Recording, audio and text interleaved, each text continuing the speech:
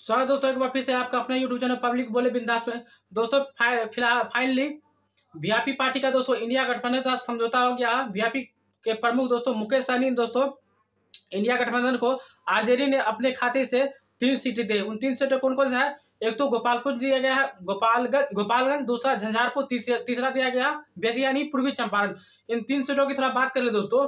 इन 3 सीटों में से एक गोपालगंज का जो सीट है दोस्तों वह आरक्षित सीट है, यानी एससी के अंतर्गत आता है। इसके बाद दोस्तों इन 2 सीटों पर यानी गोपालगंज और झंझारपुर दोस्तों वह एनडीए गठबंधन के अंतर्गत दोस्तों वह जेडीयू खाते में है।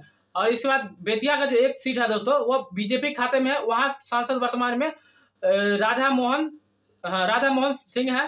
तो इस प्रकार 2 खाते जो है जेडीयू खाते में, एक खाता बीजेपी खाते में। क्या गठबंधन होने के बाद एनडीए कोई फर्क पड़ेगा? मेरे हिसाब दोस्तों एनडीए कोई फर्क नहीं पड़ेगा।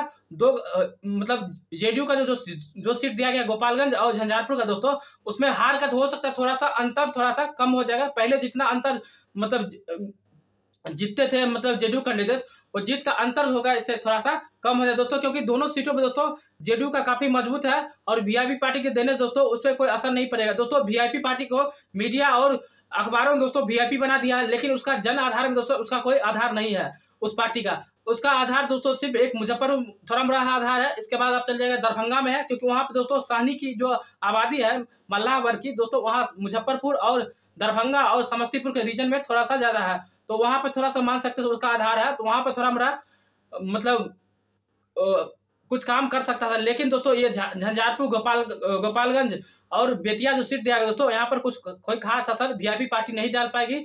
और जीत का हो सकता है, जीत का थोड़ा सा अंतर कम हो जाए, लेकिन कोई खास उसके नहीं होने वाला है एनडीए गठबंधन की तरफ से। और आरजेडी तो 3 सीटें दी गई है दोस्तों, और 3 सीटों पर बस हार ही होगा, जीतने की कोई चांस उम्मीद कम दिख रहा है, क्योंकि दोस्तों अभी एनडीए का पक्ष तीनों सीटों पर काफी मजबूत है। ठीक है, तो फिलहाल एनडीए गठबंधन उसका कोई असर नहीं पड़ेगा, और वीआईपी का जनाधार तीनों सीटों पर नहीं है।